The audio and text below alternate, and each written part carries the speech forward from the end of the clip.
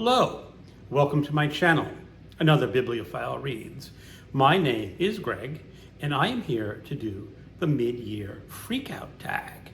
Now, I was not tagged in this video, but it is going around, done by many people, and I decided that I wanted to do it. And I'm just taking up the offer of a few people saying, if you see this video and want to do the tag, consider yourself tagged. So I'm going to do that. Now, I am not going to tag people. I'm going to say the same thing, is that just do this tag if you want to do it. It's a lot of fun. So this tag has 13 prompts. It was originally created by Earl Grey Books.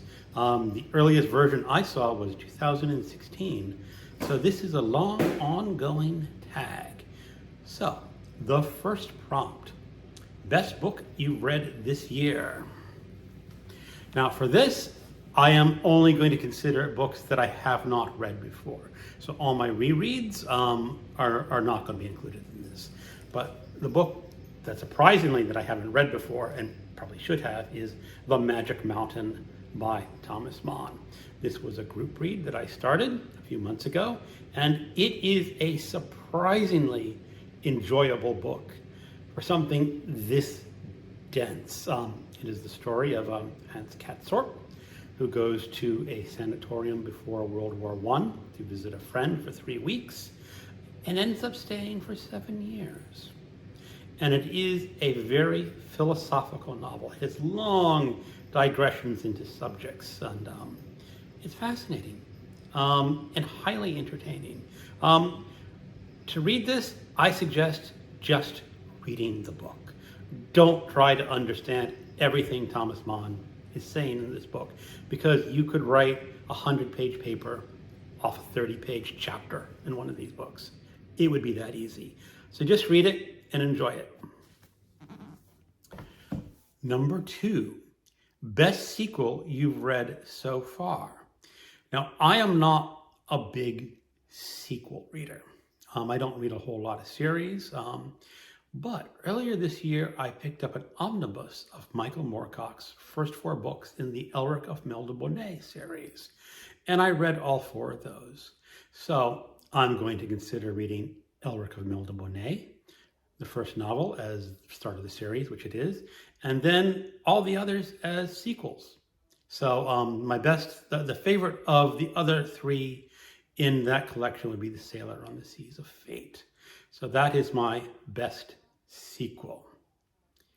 Number 3, new release you haven't read but want to. I'm gonna cop out and say nothing. I don't read a lot of new releases. I volunteered to be a BookTube Prize judge earlier this year, in part to get me to read new releases more. And out of the 2 rounds that I judged, most of the books were okay. One was extremely disappointing. You'll hear about that later. And only one that I thought was really good, and that was The Magician by Colm Tolvine. And that was the story of Thomas Mann. So no new releases for me.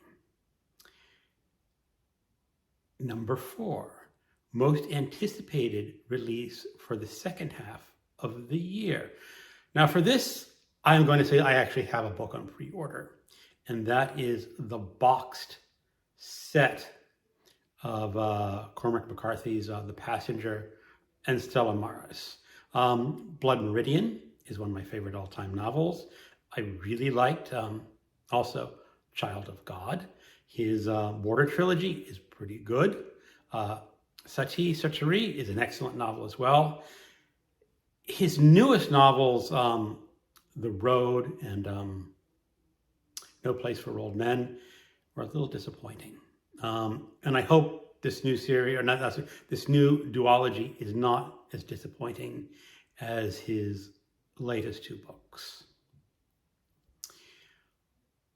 Prompt number 5, biggest disappointment. Okay, here's where I'm going to go on a little bit of a rant for one of the books that I read for the BookTube Prize that I really, truly disliked. And that was My Brilliant Life by Iran Kim. This is a novel translated from the Korean. And it is a story of a young boy, and he has a devastating disease. I cannot remember the exact name of the disease, but this is a disease that causes premature aging. So he is going on the age of 16 in the body of a 90-year-old. And the problem with this book is that it's schmaltzy. It is like a Hallmark card or a Hallmark Hall of Fame movie. One of the quotes in this book was the kid going, "How do you know if you have a great kid? He has great parents." And that's when you want to stick your throat in the back of your, or your finger in the back of your throat and kind of vomit, because it was just cheesy. And it just so happened that I was walking in downtown Fredericksburg past one of these shops, and they essentially had that same quote on a placard that says, "How do you know a great kid? He has a great mother." Yeah, it's a real nice gift to give to a mother of a child, because it'll make her feel good. But as a reader without children, it just did not work for me. I just did not grasp the tragedy of this kid dying of this horrible disease. It was just cheese and schmaltz, and oddly enough, it passed the first round for translated fiction. And I had rated it number 6. And I don't know how I rated, but it did pass to the second round. Now, fortunately, it did not pass the second round, and I'm happy for that. Although, if I judge the videos of the books, they show each of the 6 books in the group, and books drop off one by one. And I presume the first drop off is the one with the least number of votes, and then the second least, and the third least. And that book apparently, if I am correct, almost made it, or number 3. And I just can't understand who would like this. I mean, it's just not a book for sort of a cynical, curmudgeonly, white middle-aged man who has no kids. Prompt number 6, biggest surprise. And that would be True Grit by Charles Portis.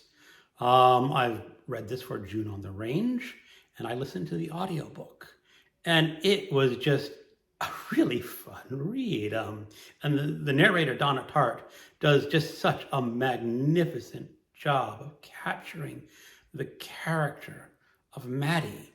You can hear this 14-year-old girl in her voice, even though in the story it's the adult woman remembering back to her youth. And I just thought it was just so highly entertaining, and one of the best books that I read this year. So that was a huge surprise. Prompt number 7, favorite new author, debut, or new to you. I don't think I've read any debut authors. Maybe one of the authors for the book probably was debut. I don't think so. But new to me that I really liked was Walter Tevis, who wrote The Hustler. And I read The Hustler on my trip to Florida on a day by the pool, and I just read the whole book in one day. It was a really interesting crime book. And it introduced me to the world of professional pool playing. Now, I have played pool maybe 4-5 times in my life.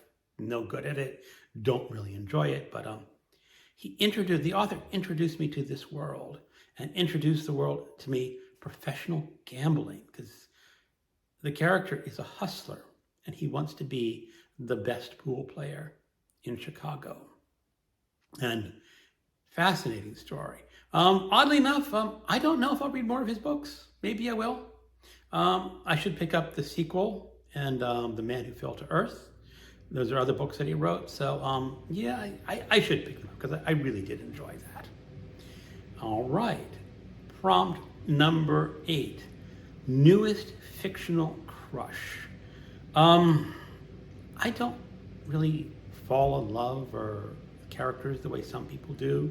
I'm a little more detached. If you pushed really hard, I could say I because of the narration by Donna Tartt.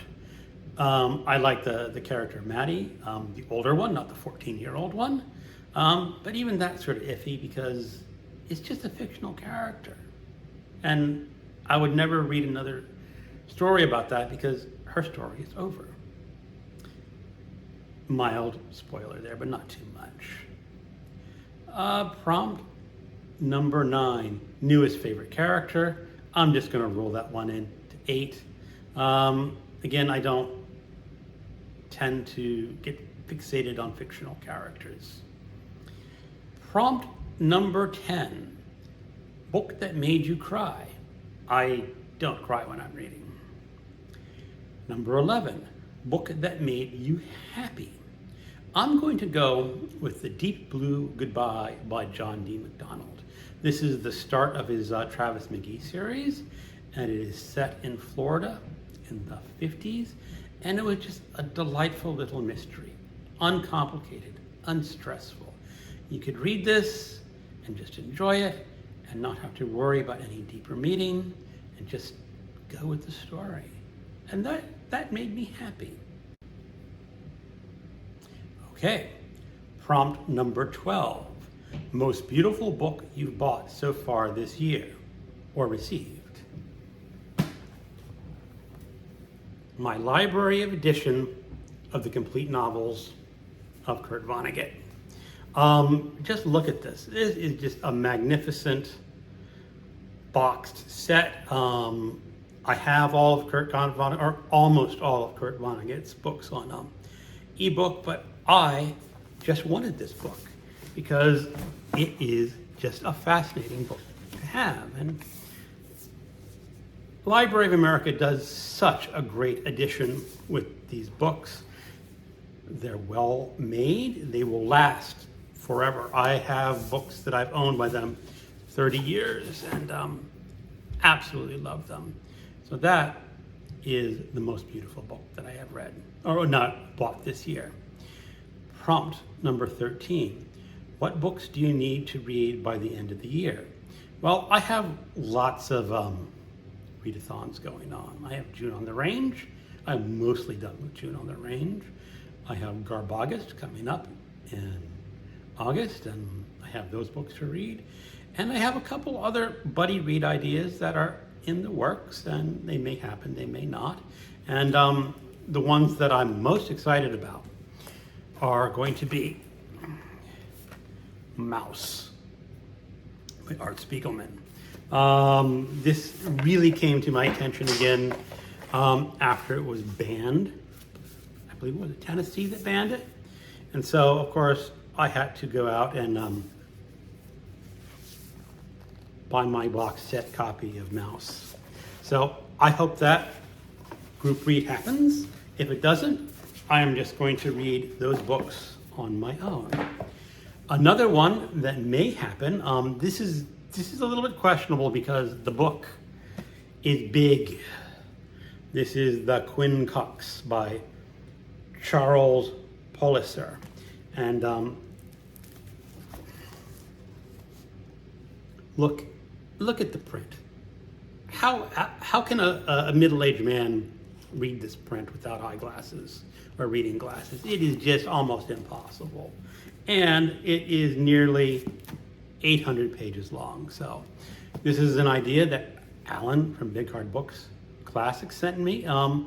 Maybe it'll happen, maybe it won't, but I've owned this book for like 30 years and have not read it. I got this brand new in hardcover, wanting to read it, and I have been putting it off and putting it off and putting it off, and who knows, maybe this is the year that I'll read it. And lastly, another one I want to read is Beauty and Sadness by Yasarini Kawabata. I have read one of his other books, Snow Country, which is pretty good. But this is a novel about growing older. And I'm growing older. And I just want to read more about that. So Beauty and Sadness is another one that I want to read. And that is the end of the mid-year book Freakout tag. Thank you for watching. Goodbye.